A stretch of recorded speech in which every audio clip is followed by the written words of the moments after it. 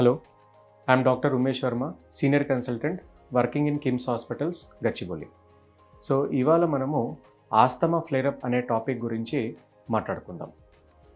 So asthma flare up దీన్ని medical టర్మ్స్లో acute exacerbation of asthma అని పిలుస్తారు. సో అయితే ఆస్తమా ఫ్లేరప్ అంటే ఏంటంటే ఎవరైనా ఆస్తమా పేషెంట్స్లో సడన్గా కాఫ్, బ్రెత్లెస్నెస్ అంటే నడుస్తే కొంత దూరం నడుస్తే ఆయాసం రావడము, వీజింగ్, పిల్లి కూతలు అండ్ ఆక్సిజన్ లెవెల్స్ డ్రాప్ అయిపోవడం అంటే ఆక్సిజన్ సాచురేషన్స్ లెస్ దెన్ 90 ఉండడము. సో దీన్ని asthma flare up acute exacerbation of asthma అని పిలుస్తారు. 50 to 70% of the hospital admissions rainy and winter సీజన్స్లో ఈ ఆస్తమా ఎగ్జాజర్బేషన్స్ వల్ల జరుగుతాయి. సో ఈ ఆస్తమా ఫ్లేరప్ ఒక ముఖ్యమైన కారణాలు ఏంటో మనం ఇప్పుడు తెలుసుకుందాం.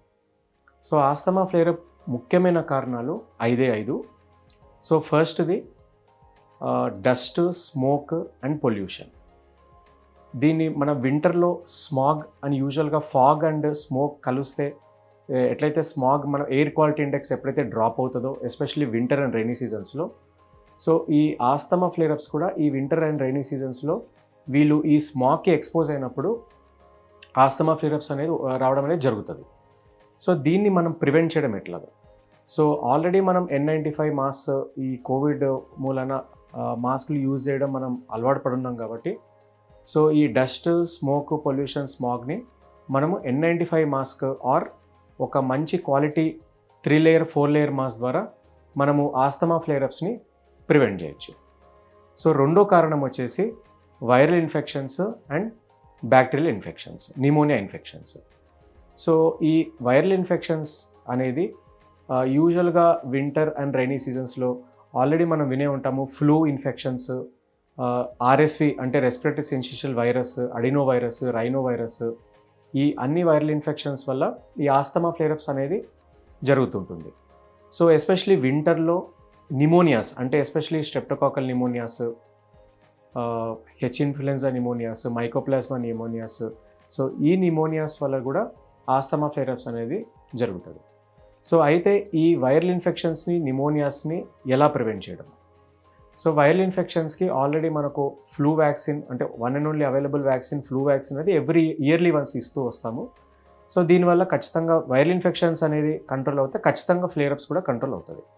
అలాగే నిమోనియా వ్యాక్సిన్స్ అంటే న్యూమోకాకల్ వ్యాక్సిన్స్ మనకు అవైలబుల్ వ్యాక్సిన్స్ ప్రివినర్ 13, 23 అని 2 వ్యాక్సిన్స్ ఉన్నాయి. ఇవి కూడా ఆల్మోస్ట్ 10 years వన్స్ ఒకసారి మనం ఈ వ్యాక్సిన్స్ ఇస్తుంటాం. సో ఈ విధంగా flu vaccines and pneumonia vaccines తీసుకుంటే 70 to 80% ఆఫ్ ఆస్తమా ఫ్లేరప్స్ని కంట్రోల్ చేయగలుగుతాం. సో మూడో కారణం వచ్చేసి ప్రాపర్ చాయిస్ ఆఫ్ ఇన్హేలర్ ఒకటి, అండ్ రెండోది టెక్నిక్ ఆఫ్ ఇన్హేలర్. సో చాలా మటుకు ఆస్తమా పేషెంట్స్ వాళ్ళు ఇన్హేలర్ ఒక ప్రాపర్ సెలెక్షన్ ఆఫ్ ఇన్హేలర్ అనేది రాంగ్ సెలెక్షన్ ఇన్హేలర్ తీసుకుంటూ వాడుతూ ఉంటారు. అండ్ రెండోది టెక్నిక్. సో టెక్నిక్ ప్రాపర్గా తీసుకోకపోవడం వల్ల కూడా ఈ ఆస్తమా ఫ్లేరప్స్ అనేది మనం చూస్తాము. సో ఖచ్చితంగా మీరు ఒక పల్మనాలజిస్ట్ కానీ ఒక near by me treating doctor దగ్గరికి ఏ టైప్ ఆఫ్ ఇన్హేలర్ వాడుతున్నారు అనేది ఖచ్చితంగా మీరు చూపించాలి. అండ్ రెండోది కరెక్ట్గా టెక్నిక్ అడాప్ట్ చేసుకొని ప్రాపర్ ఇన్హేలర్ వాడితే ఖచ్చితంగా 70 to 80% ఆఫ్ ది ఆస్తమా ఫ్లేరప్స్ని మనము హాస్పిటల్ అడ్మిషన్స్ని కూడా మనము ప్రివెంట్ చేయొచ్చు.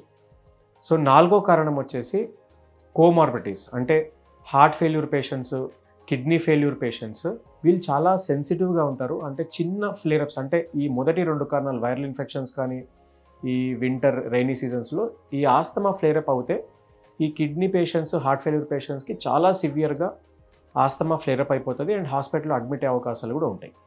సో ఖచ్చితంగా వీళ్ళు వింటర్ అండ్ రైనీ సీజన్స్లో ముందరనే డాక్టర్ని కలిసి వ్యాక్సిన్స్ తీసుకొని ప్రాపర్ ఇన్హేలర్, ప్రాపర్ టెక్నిక్ వాడుతూ కార్డియాక్ అంటే హార్ట్ ఫెయిల్యూర్కి సంబంధించిన, కిడ్నీ ఫెయిల్యూర్కి సంబంధించిన మెడికేషన్స్ ప్రాపర్గా వాడితే ఖచ్చితంగా ఫ్లేరప్స్ అనేది 70% వరకు మనము ప్రివెంట్ చేయొచ్చు.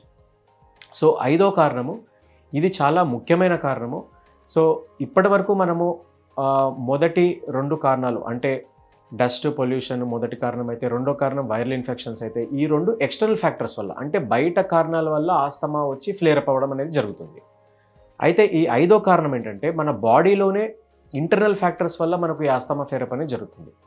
సో ఇంటర్నల్ ఫ్యాక్టర్స్ ఏంటి అంటే ఈస్నోఫీలియా, ఎప్పుడైతే బాడీలో ఈస్నోఫీలియాస్ కానీ ఐజీఈ లెవెల్ యాంటీబాడీస్ కానీ పెరిగి ఉంటే ఆస్తమా ఫ్లేరప్స్ అనేది వచ్చే అవకాశం ఉంటుంది. సో ఎప్పుడైతే ఈస్నోఫీలియా పేషెంట్స్ ఈ హై ఐజీ లెవెల్స్ పేషెంట్స్కి ఇన్హేలర్స్ వాడుతున్నా కూడా ఆస్తమా కంట్రోల్ కాకపోతే అప్పుడు వీళ్ళకు బయలాజికల్స్ అనే ఇంజెక్షన్స్ అనేది ఇవ్వడం అనేది జరుగుతుంటుంది.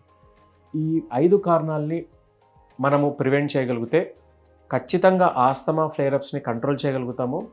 అండ్ ఓపీ బేసిస్లోనే వీళ్ళని ట్రీట్ చేసి అడ్మిషన్స్ రాకుండా, అంటే ఆల్మోస్ట్ 70-80% ఆఫ్ ది హాస్పిటల్ అడ్మిషన్స్ని, ఆస్తమా ఫ్లేరప్ అడ్మిషన్స్ని ప్రివెంట్ చేయగలచ్చు మనం. Thank you.